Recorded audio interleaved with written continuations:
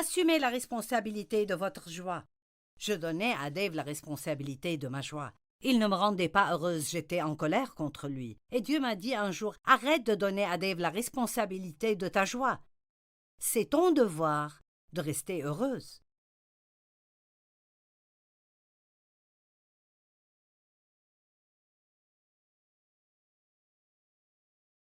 Merci de vous être joint à nous aujourd'hui sur Profiter de la vie de tous les jours. Vous êtes important pour moi et je veux que vous soyez aussi fort que possible dans votre relation avec Dieu. Aujourd'hui, je veux vous parler de la motivation. Maintenant, peut-être que vous êtes passé par beaucoup de choses. Peut-être que vous avez l'impression d'avoir eu une chose après l'autre qui s'est produite et vous en avez juste marre. Et peut-être que vous avez fait l'erreur de vous décourager un peu et de penser négativement et vous vous êtes peut-être un peu éloigné de votre routine normale avec Dieu, d'être dans la parole et de lui parler de tout. Et si c'est le cas, je ne dis pas que c'est le cas, mais si c'est le cas, ou si jamais vous vous retrouvez dans ce genre de situation, et je sais que nous le faisons tous, nous devons prendre la responsabilité de nous motiver. Souvent, nous voulons que quelqu'un d'autre vienne réparer ce que nous seuls pouvons réparer. Et oui, nous devons nous encourager les uns les autres, mais j'adore ce que David a dit, le roi David. Il a dit qu'il s'est encouragé dans le Seigneur. Et j'ai découvert, et je suis sûre que beaucoup d'entre vous l'ont découvert, que les autres ne savent pas toujours que j'ai mal ou ne réalisent pas que j'ai besoin d'encouragement. Et parfois, si vous êtes celui qui serre les gens tout le temps, ces gens ne pensent vraiment jamais que vous avez besoin d'encouragement. Et donc, j'ai appris que parfois j'ai juste besoin de m'encourager dans le Seigneur. Et l'une des façons dont vous pouvez le faire est l'une des choses les plus importantes, et c'est de se souvenir des bonnes choses que Dieu a faites pour nous dans le passé. Si vous avez l'impression que Dieu ne fait rien de bien dans votre vie, alors rappelez-vous les bonnes choses qu'il a faites dans le passé et rappelez-vous que s'il a agi une fois, il peut certainement le faire de nouveau. Souvent, nous utilisons l'exemple d'une bouteille de vinaigrette. Si vous avez une bouteille de vinaigrette dans votre placard et vous la sortez pour l'utiliser dans une salade, toutes les bonnes choses tombent au fond. Et si vous l'ouvrez et vous servez de la vinaigrette sur votre salade, vous n'obtiendrez que de l'huile. Alors, que devons-nous faire avant de l'utiliser? On secoue et on remue, on mélange le bon avec ce qui ne serait pas si bon si on l'utilisait tout seul. Et je pense que la vie ressemble beaucoup à cela. Si vous ne regardez que les mauvaises choses, ou si vous laissez toujours les mauvaises choses venir au premier plan, et c'est ce qui est toujours dans votre pensée et dans votre conversation, alors la vie ne sera pas très enthousiasmante ou excitante. Mais si vous vous motivez, et malgré certaines des difficultés que vous avez, vous vous souvenez, et parlez et pensez à toutes les bonnes choses que Dieu a faites dans votre vie, et à quel point c'est merveilleux de connaître Dieu. Comme c'est merveilleux de connaître Dieu. Combien de personnes ne le connaissent pas du tout? Comme c'est merveilleux de savoir que si Dieu décide de vous sortir d'ici, vous serez au paradis. Vous n'avez pas besoin de craindre la mort. Il y a tellement d'avantages à être simplement dans une relation avec Dieu, même s'il ne fait rien de super spectaculaire dans votre vie en ce moment, que nous pouvons être heureux et nous pouvons être motivés.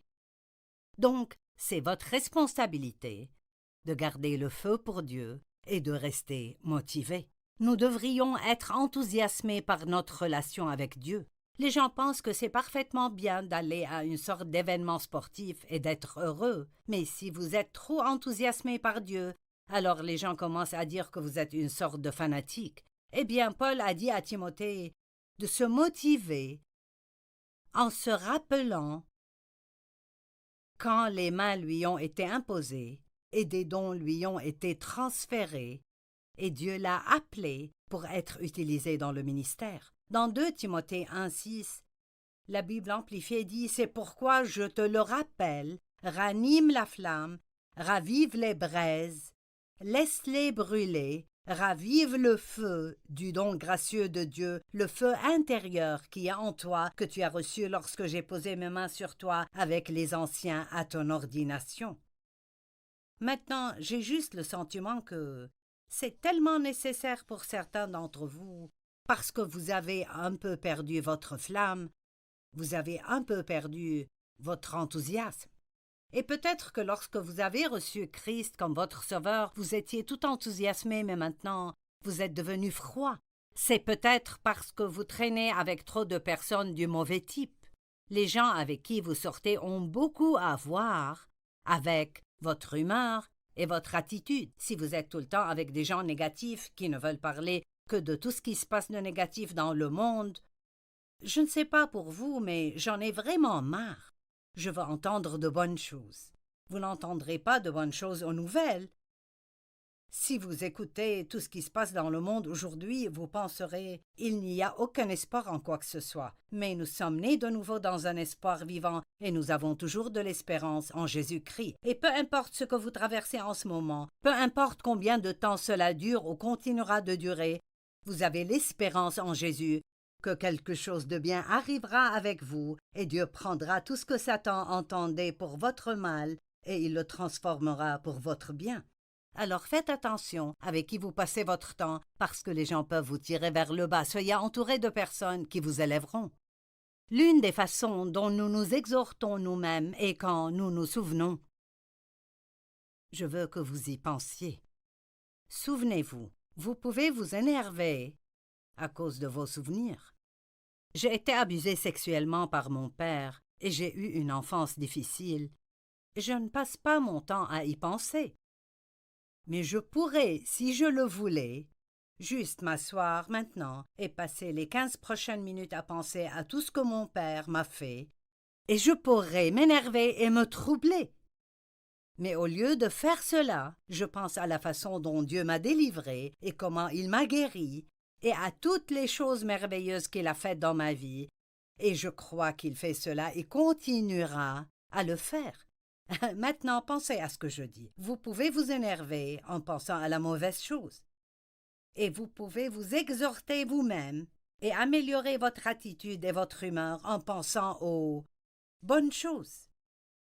Je te rappelle, dit la Bible, souviens-toi, raconte où tu es arrivé et ce que Dieu a fait pour toi. Paul a suscité des émotions saintes chez les gens en leur prêchant, et certains d'entre vous, quand vous avez allumé le programme aujourd'hui, ou peut-être que vous êtes tombé accidentellement sur mon programme, c'est incroyable le nombre de personnes qui me disent « Je t'ai trouvé accidentellement ». Non, ce n'est pas vrai.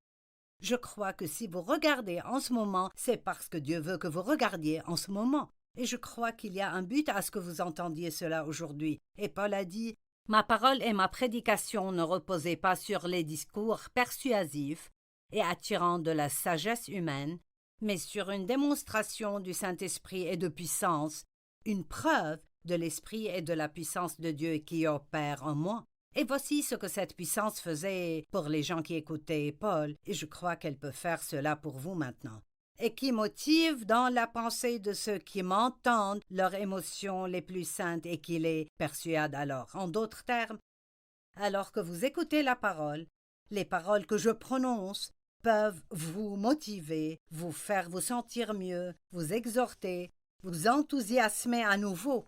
C'est pour cela que les gens aiment aller à l'église ou ils aiment aller aux conférences de l'église parce qu'ils se sentent tellement mieux quand ils sont dans cette atmosphère d'adoration de Dieu et ils sont entourés de gens qui sont tous positifs et passent un bon moment et écoutent un bon orateur et puis ils rentrent chez eux. Eh bien, vous devez vous rappeler comment prendre cela avec vous et rester motivé, même au milieu de votre vie simple et quotidienne, ordinaire, et vous le faites par ce à quoi vous pensez. À quoi pensez-vous? Vous pouvez être déprimé à cause de ce à quoi vous pensez. Vous pouvez être découragé par ce que vous pensez. De quoi parlez-vous? Même chose. Allez déjeuner avec quelqu'un et plaignez-vous de ce qui se passe dans le monde ou de tout ce qui se passe dans votre vie pendant 45 minutes et je peux vous promettre que lorsque vous partirez, vous ne serez pas dans une très bonne humeur, mais vous pouvez choisir de penser à de bonnes choses. Il a dit qu'il les avait stimulés en prêchant. Donc aujourd'hui, je crois que je vous exhorte pour que vous restiez exhortés. C'est votre responsabilité de vous tenir au courant de la bonté de Dieu. Paul a exhorté les gens en leur rappelant et en les aidant à se souvenir de la parole de Dieu et de ce qu'il avait fait pour eux dans le passé. L'une des choses que Dave et moi faisons régulièrement, et ce n'est pas comme si nous avions cela sur notre calendrier et que nous nous prévoyons de le faire, mais très souvent nous parlons des premiers jours de notre ministère et de la difficulté des choses et du peu de moyens dont nous disposions. Et cela nous rend toujours si reconnaissants pour ce que Dieu fait en ce moment et ce que nous avons maintenant et à quel point le ministère est différent maintenant. Je fais ceci depuis plus de 40 ans et quand j'ai commencé, nous n'avions pas l'argent pour passer la nuit dans un hôtel si nous allions à une allocution. Nous ne pouvions aller qu'aussi loin que nous pouvions conduire. Et à l'époque, nous conduisions une camionnette qui était loin d'être neuve et elle avait coûté 1600 $, ce que Dave a économisé. Et elle avait des pneus trop usés et des passages de roues rouillées. Et nous avions une petite remorque que nous avions attachée à l'arrière qui transportait nos... Il n'y avait pas de livres à l'époque, mais il y avait beaucoup de cassettes et nous avions rempli ce truc avec nos ressources et avions conduit quelque part, peut-être à 70, peut-être même à 100 000 de Saint-Louis, pour faire une réunion dans une petite salle d'un hôtel parce que j'étais à la radio et nous avions annoncé une réunion. Et vous savez, les gens venaient 50, 60, 70 personnes. Et nous organisions une réunion et nous terminions peut-être à 9h, 10h. Et nous n'avions pas l'argent pour rester dans un hôtel, donc souvent si Dave était fatigué, il devait s'arrêter dans le parking d'un fast-food et faire une petite sieste. Et je faisais peut-être aussi une petite sieste. Puis il conduisait pour rentrer. Et aussi à l'époque, pour l'adoration, nous avions un gars qui adorait et il pouvait chanter, jouer de la guitare, jouer du piano. Et il avait une boîte à rythme qu'il utilisait avec son pied. Dave préparait toutes les ressources, les vendait, les démontait. Je faisais toute la prédication. Nous n'avions vraiment pas beaucoup d'extra. Il fallait faire avec ce qu'on avait. Mais ce n'était pas ça qui importait. Ce qui importait, c'était que Dieu était avec nous et que son onction était sur nous pour aider les gens. Vous devez vous rappeler que tout dans la vie ne sera pas facile. Parfois, vous allez devoir traverser des moments difficiles avant d'arriver au bon moment. Mais quand vous arrivez au bon moment, maintenant je vais vous donner un verset à ce sujet. Quand on arrive au bon moment,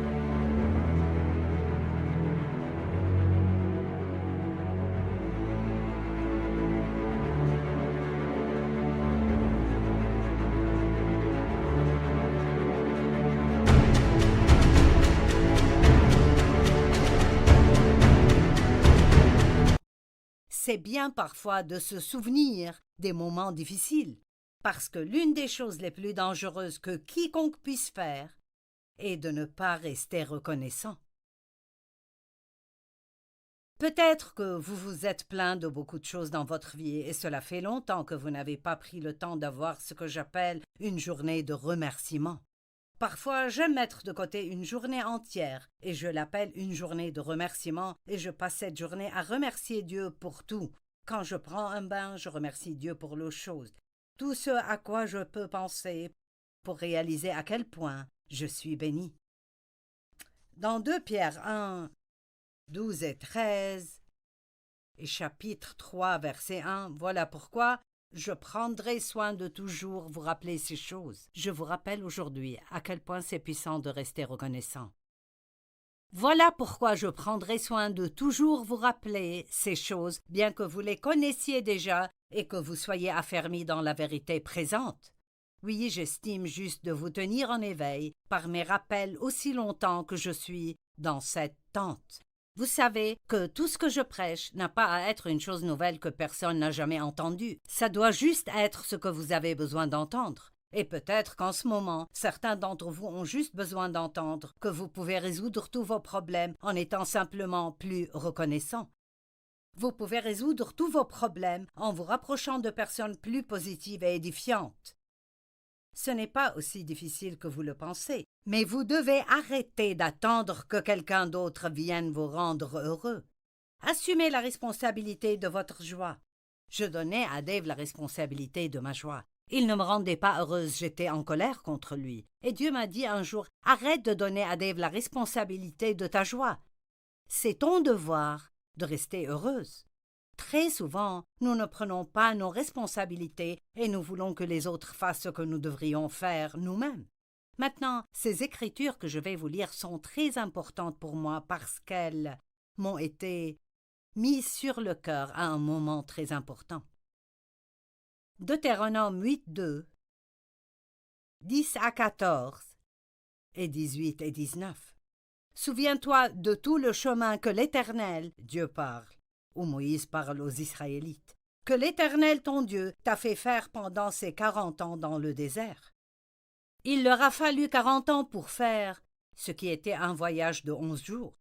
Et l'une des raisons pour lesquelles cela a pris si longtemps était qu'ils erraient dans le désert en râlant et en se plaignant, en s'apitoyant sur soi et en blâmant Moïse et Dieu pour tout ce qui s'est passé qu'ils n'aimaient pas. Laissez-moi le dire de nouveau. Il leur a fallu 40 ans pour faire un voyage de 11 jours. Pourquoi? L'une des raisons était qu'ils blâmaient Moïse et Dieu pour tout. Ils ne prenaient pas leurs responsabilités. Ils s'apitoyaient sur soi tout le temps et ils murmuraient et grommelaient et se plaignaient de chaque petite chose qui n'allait pas bien. Souviens-toi de tout le chemin que l'Éternel t'a fait faire pendant ces 40 années. Il voulait t'humilier et te mettre à l'épreuve pour connaître les dispositions de ton cœur et savoir si tu respecterais ou non ses commandements. Vous savez, parfois Dieu nous laisse passer par des choses difficiles et c'est juste un test. C'est juste un test. Dieu a pourvu pour eux. Ils n'avaient pas tout ce qu'ils voulaient, mais il pourvoyait pour eux. Leurs chaussures ne s'usaient pas. Leurs vêtements ont duré pendant 40 ans. En tant que femme, je m'en foutrais un peu. Je préférerais en avoir de nouveau.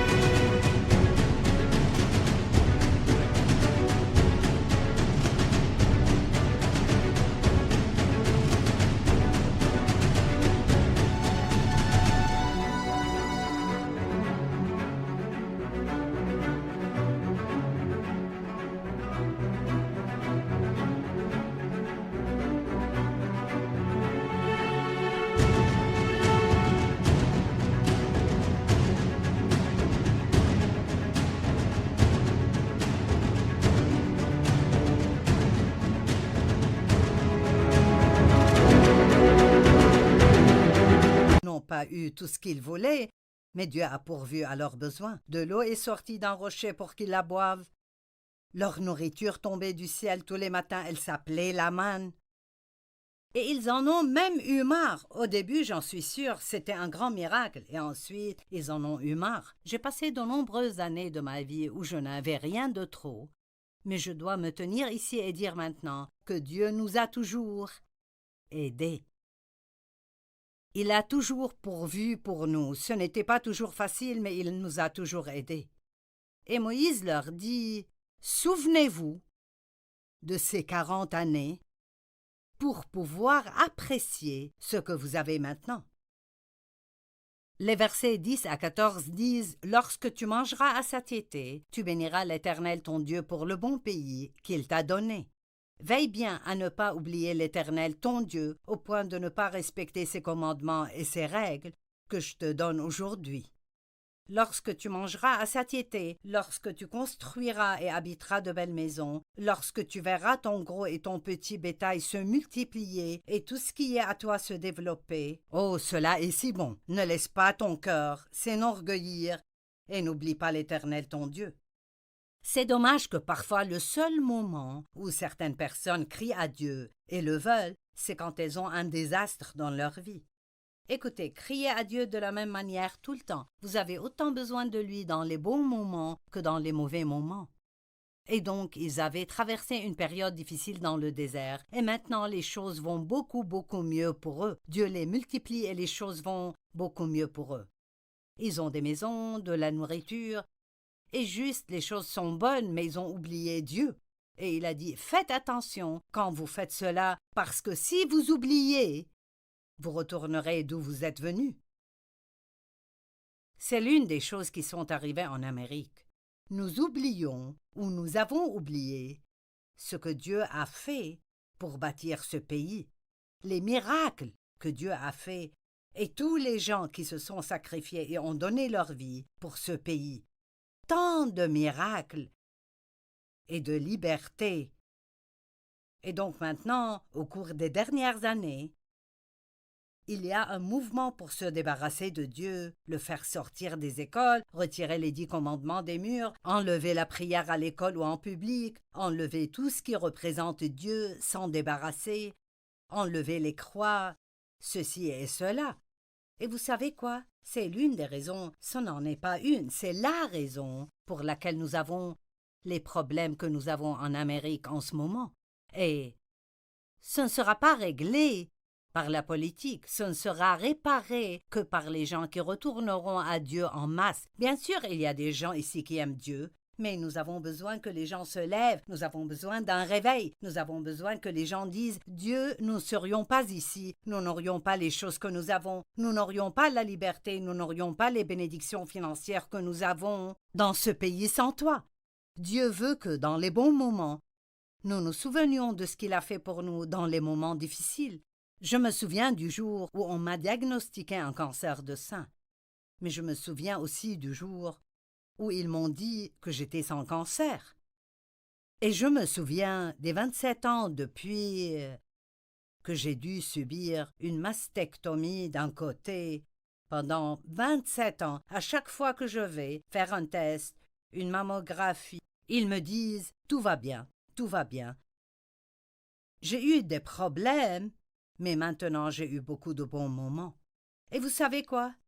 Nous traversons tous des moments difficiles, mais nous avons tous de bons moments dont nous pouvons nous souvenir. Je sens vraiment que certaines personnes reçoivent de l'aide aujourd'hui.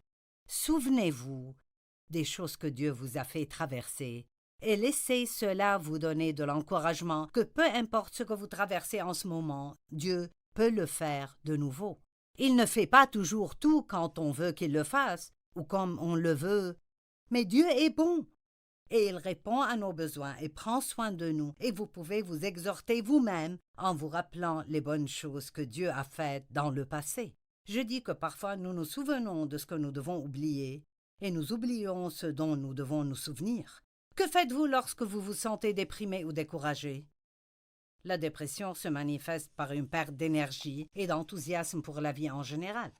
Une personne déprimée ne veut tout simplement rien faire. Toutes leurs pensées sont sombres et négatives. Tout dans la vie leur semble vraiment terrible.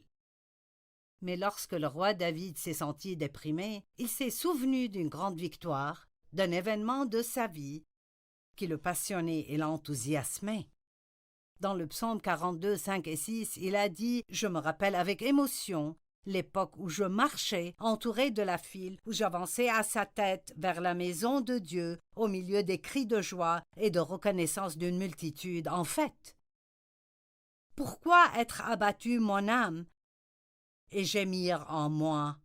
Espère en Dieu, car je le louerai encore. Il est mon salut et mon Dieu. » David se rappelait le jour où il a ramené l'arche de l'Alliance dans la ville à laquelle elle appartenait. Il se souvenait d'avoir été devant cette arche alors qu'elle était amenée, et en fait il était tellement fou de joie qu'il a enlevé ses vêtements et qu'il dansait avec enthousiasme dans les rues devant Dieu. Eh bien, ce n'était pas une chose très royale à faire, et sa femme s'est tellement fâchée contre lui.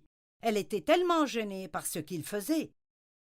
Mais il dit ici, je ne prendrai pas le temps de le lire, mais il est écrit dans 2 Samuel 6, 12 à 21, lisez-le vous-même plus tard, qu'il était tellement heureux à ce sujet qu'il s'en souvenait. Quand il était déprimé et découragé, il se rappelait ce jour-là où il a eu le privilège de ramener l'arche de l'Alliance dans sa demeure où elle devait être, et à quel point c'était merveilleux pour lui. Eh bien, si vous êtes un peu trop en feu pour Dieu, les gens commenceront à vous traiter de fanatique.